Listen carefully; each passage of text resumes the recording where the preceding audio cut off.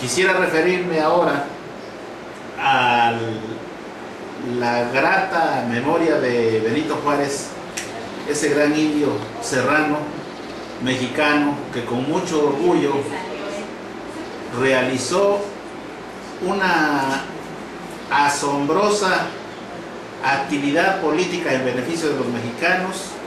Es vasta la obra de Benito Juárez, es muy grande, y solamente quisiera mencionar un pasaje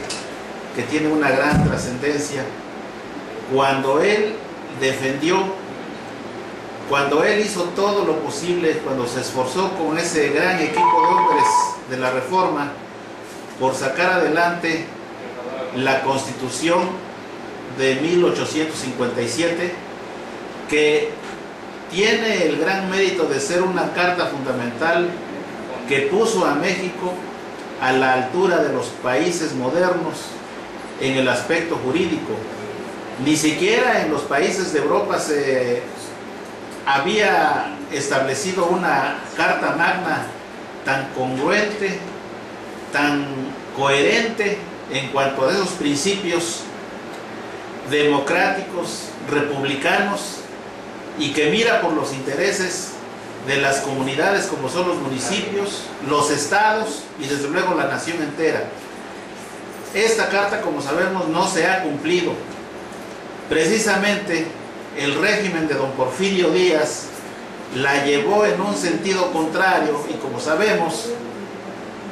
llevó a cabo una política contraria a los intereses de los mexicanos. La Revolución Mexicana de 1910 trató de enderezar ese rumbo,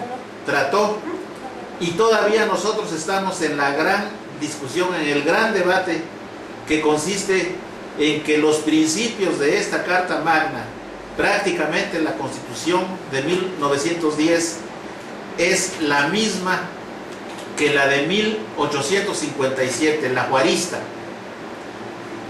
Se dio un golpe de Estado militar por ese ejército tan carente de profesionalismo que hemos tenido nosotros los mexicanos, y que en ese aspecto tenemos una muy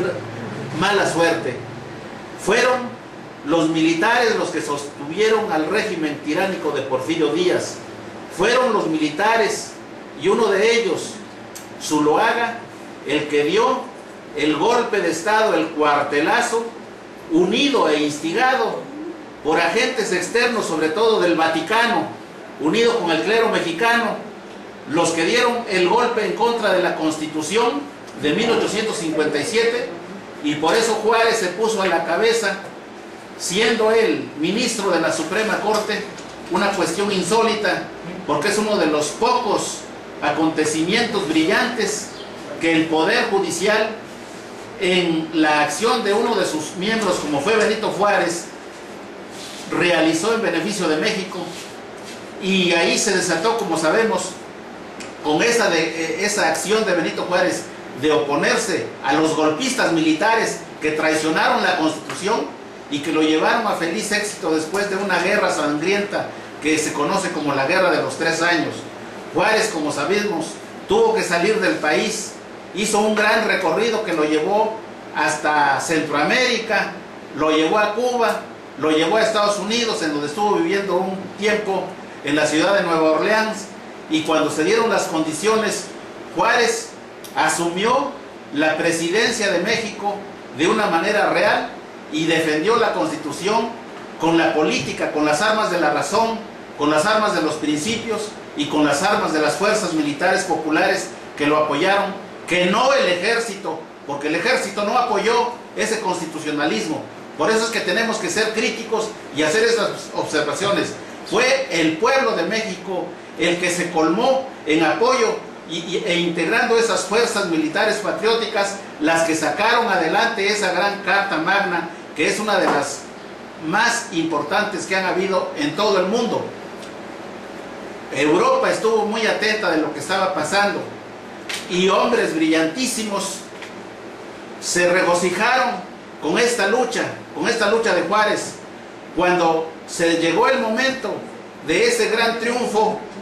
Juárez entró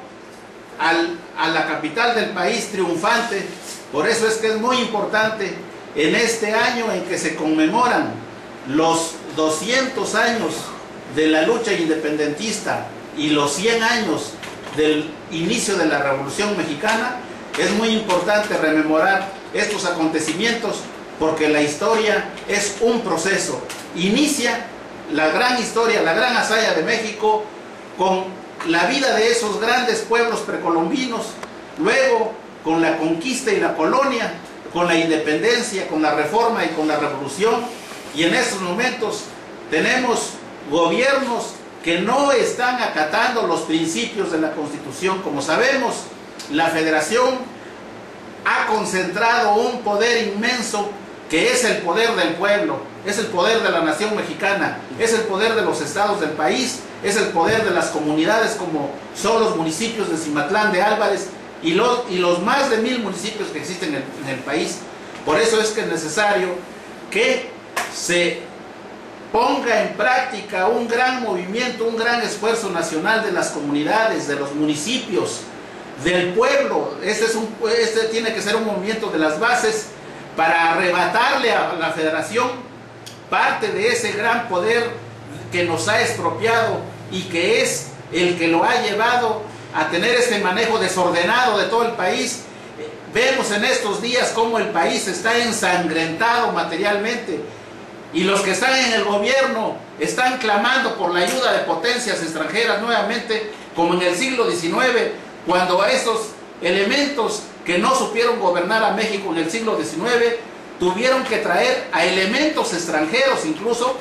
para venir aquí a colmar lo que ellos eran incapaces de realizar. Pero hubo un movimiento nacionalista, un movimiento patriótico, que es el que ha sacado adelante al país. Por eso es que es necesario que las comunidades, que los municipios se organicen así, decimos, con mucho esfuerzo, con mucho trabajo, con mucho valor, para arrebatar un poco de ese poder que la Federación nos ha arrebatado y que lo ha utilizado en contra de los intereses de la patria, como lo estamos viendo en estos días, en estos meses, en estos años, en que el país está siendo llevado a un abismo sin límites.